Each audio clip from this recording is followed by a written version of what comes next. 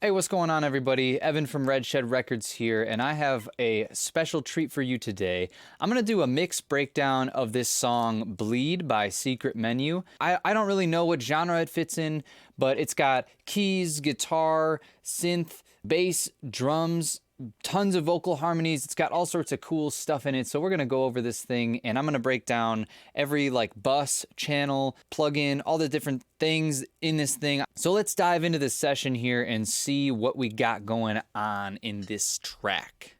I'll just play you a section of the track. We'll play the intro and maybe through the first chorus here so you can get an idea of what we got going on.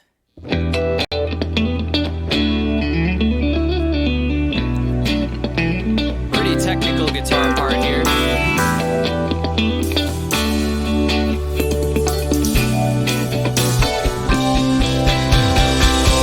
When am I gonna find another time that I let myself wreck myself? I remember you and me loving you was energy. Scared to try this again. I'm overcomplicating conversation. I don't have an answer, it's amazing. There was so little hesitation, moving states and moving on today. And now I know that hearts can change, but isn't that so strange? Lose control when I turn up the radio. Part of me believes that I'll be alone. Can't explain it, all over the telephone.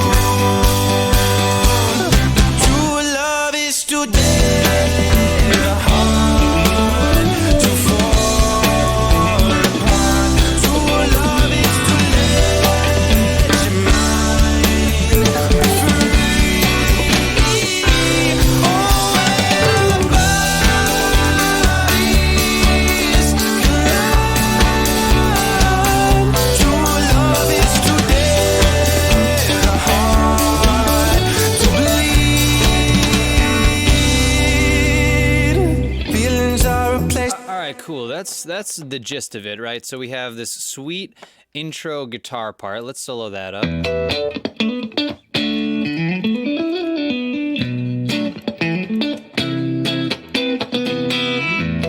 So this is made up of 4 microphones, okay? We have, let's see.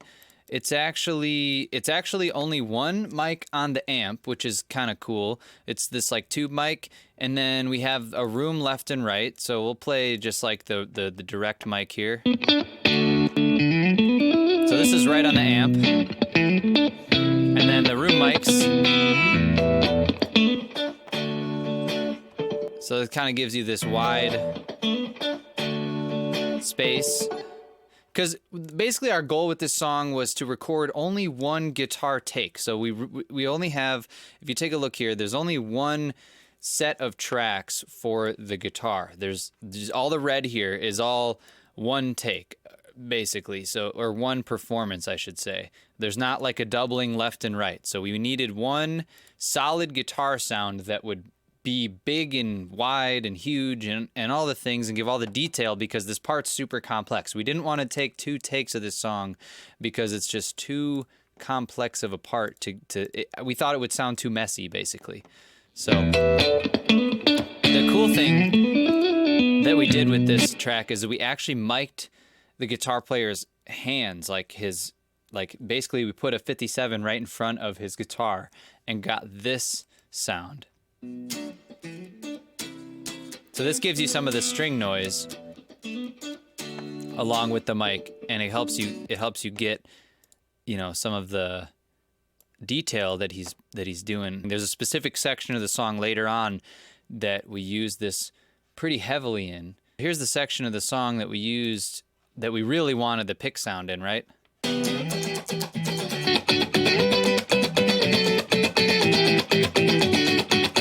Take out the pick mic.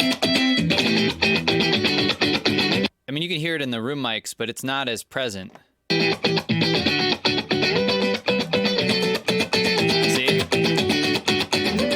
It just adds so much energy to that part specifically, but also the rest of the song. I mean, he's playing all this technical stuff in the chorus where it's just tapping and stuff you wouldn't normally play in a chorus maybe. You know, normally you'd have like chords or something.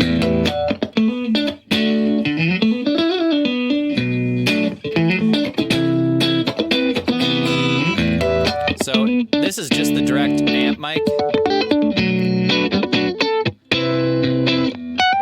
But that really wouldn't be very sufficient, right? So we had to add this and then the room mics. And that just makes it huge, right? Cool, so there's the guitar. I mean, that's a huge part of the song. So again, we wanted to capture as much as we could to really showcase that guitar playing and make the sound as big as possible without having multiple takes.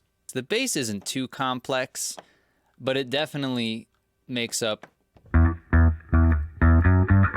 that low mid in the song, right? So let's play the guitar with it.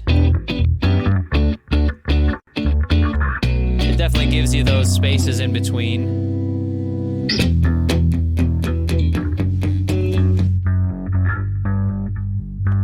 Right, in the chorus.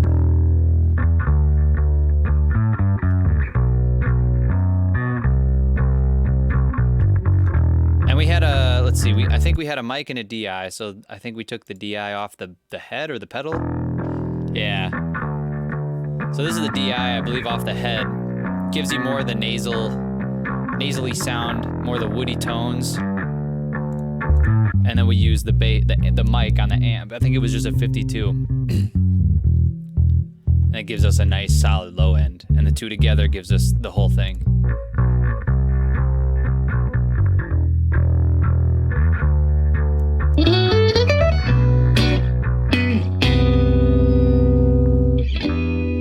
So there we go.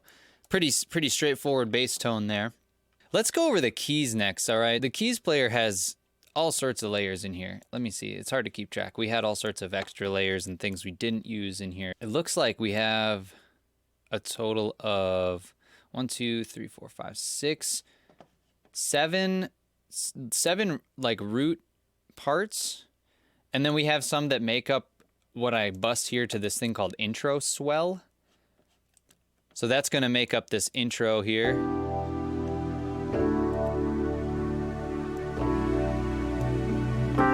And then the hits are kind of part of the meat and potatoes tracks. So if we take the synths out, let's just play the intro swells.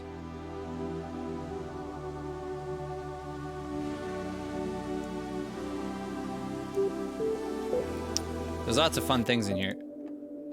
Like, there's stuff buried in here you probably will never hear in the track, but like this one's labeled like birds and wind or something. It's just so buried in there.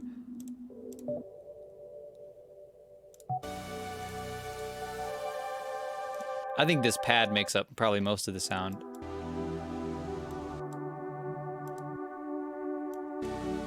But it's all textures, right?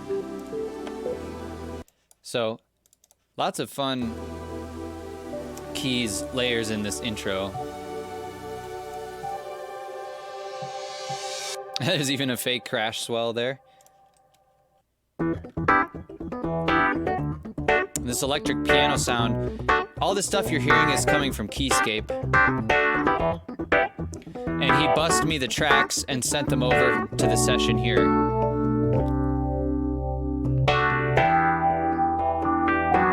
A couple of the things are just layers of different sounds, and then there's also, I believe, a couple different takes he's playing to get the two different parts that are working together. And there's also some synth stabs as well in the chorus that helps the harmonies.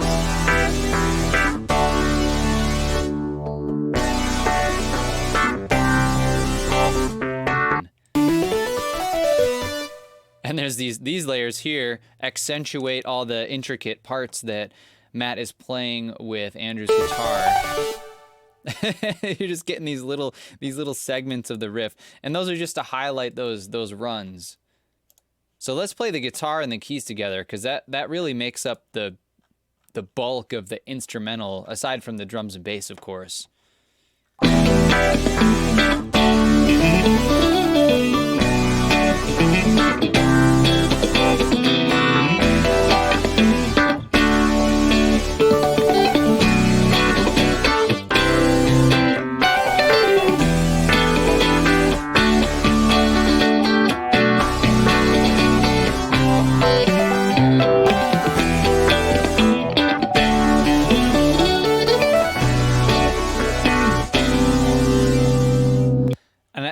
this is just such a complex part or song, I guess, for the keyboard and the guitar. It's just insane how much is actually going on in what they're playing and how much they sync up together.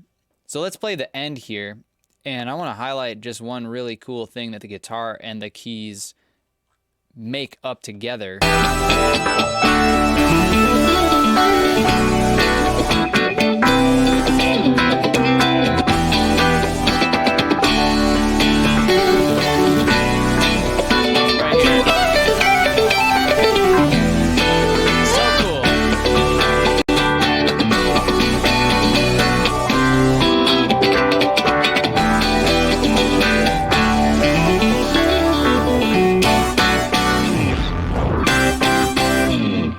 So sick.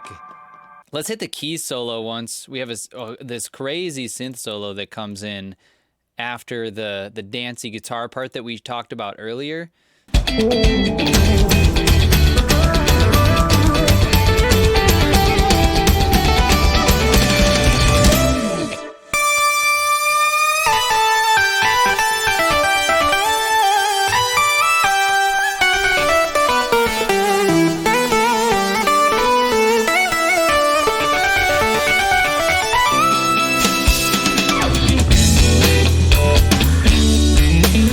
So cool. We did the keys and the guitar. Let's hit the drums. Let's hit the drums. I tried to play along as much as I could to like the keys and guitar riffs and the things that are happening, but also stay out of the way because there's so much going on already that I didn't want to overplay and play on top of people. So let's get the beginning here is just kind of some little tickling of the cymbals and the hi-hats and the stacks.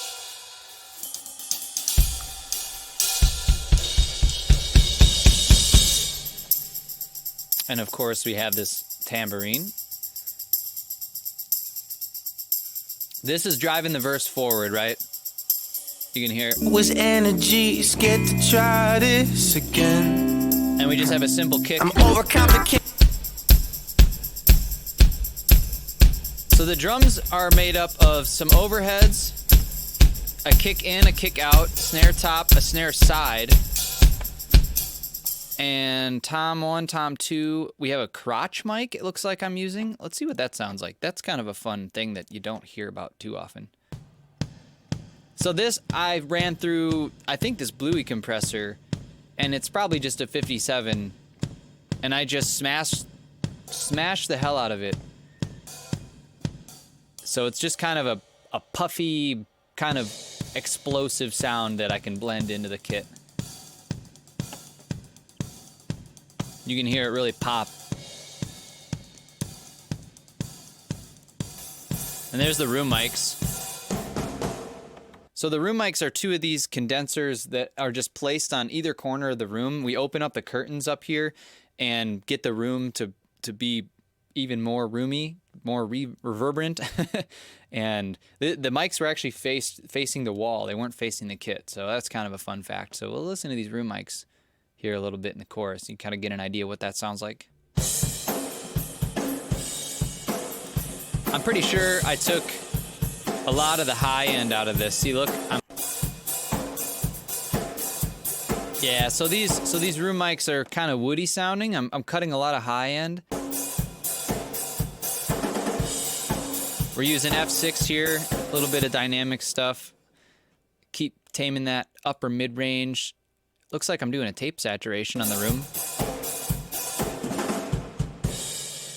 Oh, maybe not. That's turned off, so maybe we didn't have that on. Maybe I tried that at one point and we didn't use it. Console 1, look at this. We got a big cut here at 2.2. So, you know, just shaping those rooms to fit in with the whole kit. We'll play the whole kit here in the chorus.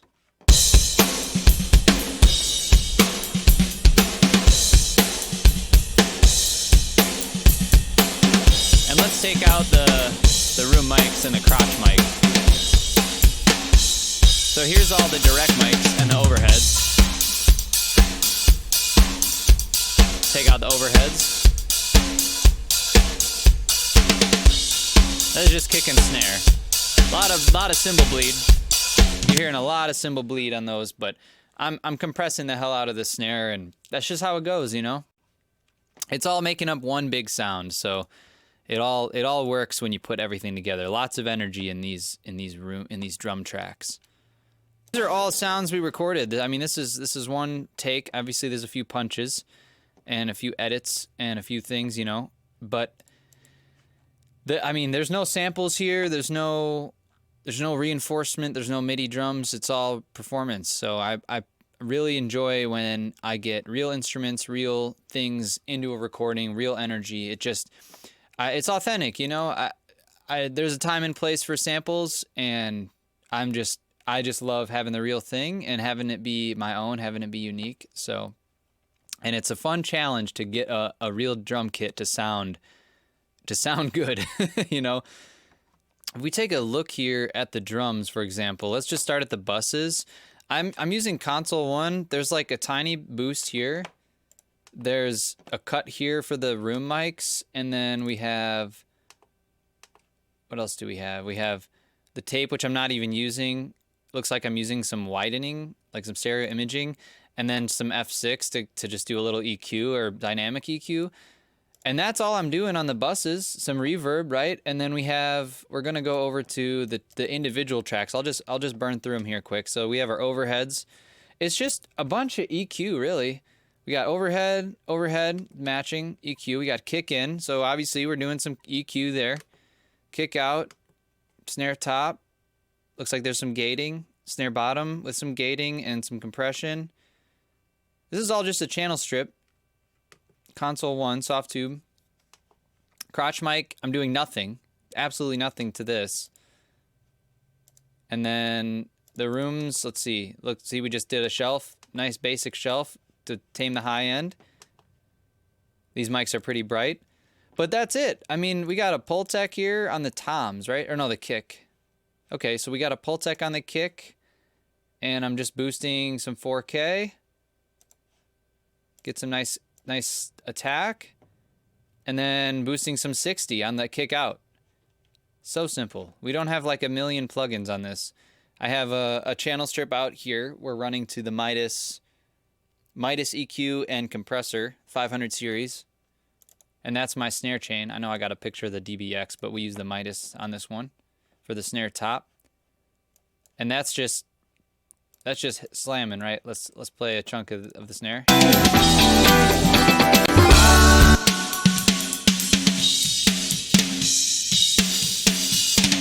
Probably over compressing, but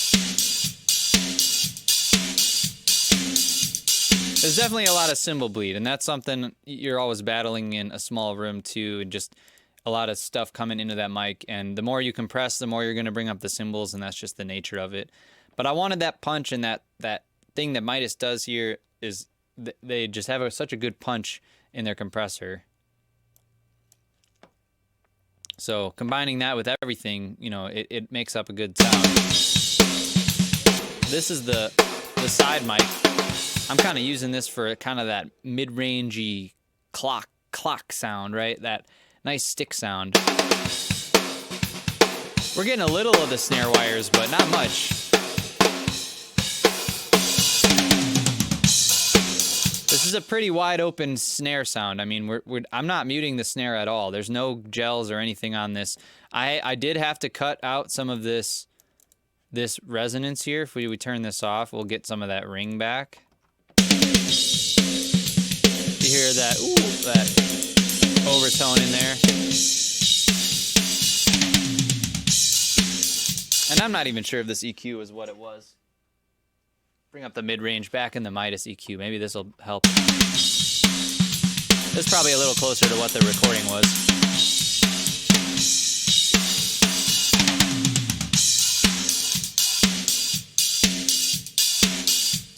Maybe not.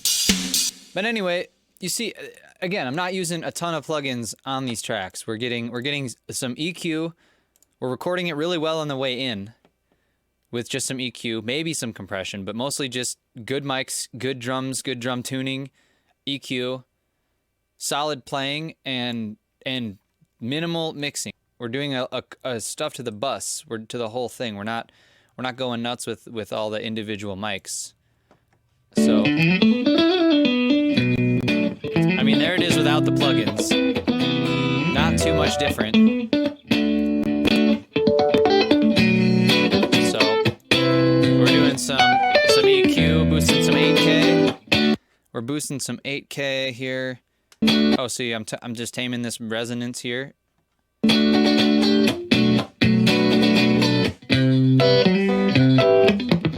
F6, some dynamic. Looks like I'm saturating with the Sheps. Just gives some energy to the mids, and then we're compressing with an SSL. And this is just the stock PreSonus fat channel stuff. Nothing special. I think most of it happens in the buses and the master bus here. I have my master bus chain. We got the console box and the Warm Audio SSL bus compressor that the whole thing's going to. And then it's a lot of the mastering chain. Something that I didn't touch on yet was the vocals, and I think that's probably the other half of the song, really. The instruments are cool, but the vocals are insane in this song. And I'm just going to jump right to the verse, and then we'll hit the last chorus, because the last chorus just has all the stacks. Let's play from the beginning. But you're hearing a ton of the compression from the Bluey over here. And let's see, I might be doing some... When am I gonna find another time that I let myself wreck myself? Oh. There's some multi-band in there. I remember you and me loving you was energy. Scared to try this again. A Pultec with no EQ moves. I'm overcomplicating conversation. I don't have an answer. It's amazing. There was so little hesitation. Moving states and moving on today. And now I know there it is without. That hearts can. Here it is. Here it is raw recorded. Okay, we'll keep the reverb on, but we'll take off all the plugins, including the Bluey, and this is how we printed it. When am I gonna find another time that I let myself wreck myself? Oh. I remember you and me loving you was energy. Scared to try this again. So we're hitting this with compression on the way in, with EQ, and getting our sound as close as as possible to what we're going for on the way in, and that's super important to the sound. So put the plugins all back on here. I'm overcomplicating conversation. I don't have an answer. It's amazing. There was so little hesitation. Moving states and moving on today. And now I know that. Yeah, so just really slammed on the compression. Great performance too. That makes up half of it, is the great performance. You need that first. You can't have a good mix without a good song and good performance. Got some cool swells. Lose control when I turn up the radio. Part of me,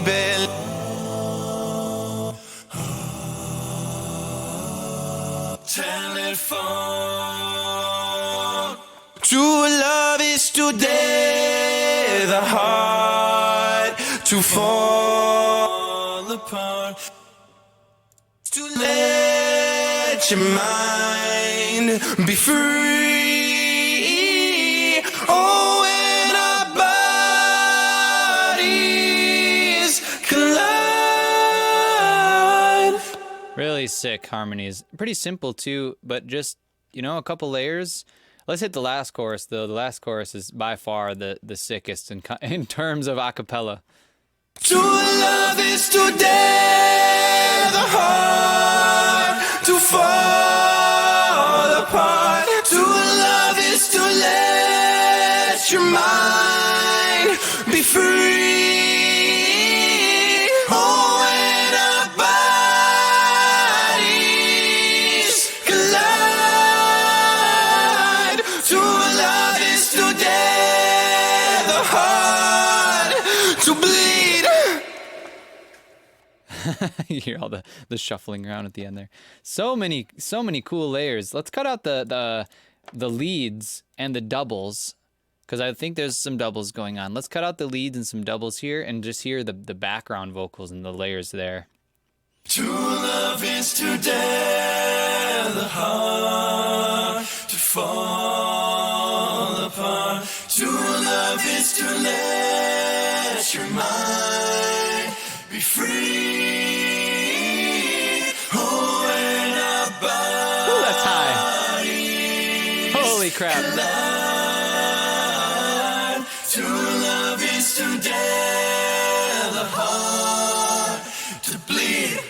That is so high. What the hell? So cool. The vocals are simple too. I mean, everything's EQ'd a little bit. I'm just cutting and boosting and doing the thing, right? And nothing crazy. I'm not digging out tiny frequencies everywhere. I'm not doing all sorts of crazy stuff. It's just some broad EQ, some compression. We have more compression here with an 11th. I mean, that's it. Pultec, there's some air up top, 10K. We're not doing a bunch of crazy stuff. I would say the master chain or the mastering chain is like the most stacked channel here. We'll go through that really quick. We have a console 1 here doing some big, broad, mid-range boost here, 1K. We're just bumping 1K or like 900-ish, 1K, 1 dB. I'm cutting a little 4.5, probably some harshness in the cymbals I didn't like or something like that. Right? So then we have our first limiter. I'm not limiting as far as like, I'm not gaining up this limiter. It's just a limiter. I'm doing some soft clipping. Then we have the Manly Massive Passive. We're doing some bigger moves here. We're boosting this really low end, this really low 47 hertz, it says on here, and some 390, 400. Okay, so we're apparently this needed some thickening. Right, so we did some thickening here in the low end and the low mids. Apparently I'm boosting 4.7, which is hilarious because I cut it over here on this EQ, but oh well. And then we're boosting a shit ton of 8K, basically. We're doing a big boost on 8K, doing a shelf. Apparently this song was just real dark and I wanted it to sound really bright and synthy and have a lot of high-end detail, so we did a big boost there. We're doing some more big up high-end boosts over here on the Chandler. Or is this a Chandler? No, I'm sorry. This is a... What is this thing? It looks like a Chandler. It's an Abbey Road Studios TG mastering chain. Big 2 dB, 3 dB boost here at 6K. Big high shelf. And some more low end. We got the spreader working here. We're spreading it out. We're getting some stereo imaging. Then we got my favorite limiter, which is just the L1. Nice and simple, fast release. And it looks like I'm adding a tiny bit of gain here, and that's it. That's all we're doing. Just a little bit of gain, and then I got my spectrometer, so I can see what my look at that noise. Look at that analog noise coming through here. We got this 60 hertz hum in this crappy building I'm in. But that's pretty much all I got for you here. If you like the song and you want to hear the whole thing, it's on Spotify and YouTube. I got the links below down in the comments. I hope you got something out of this video, and until next time, peace out.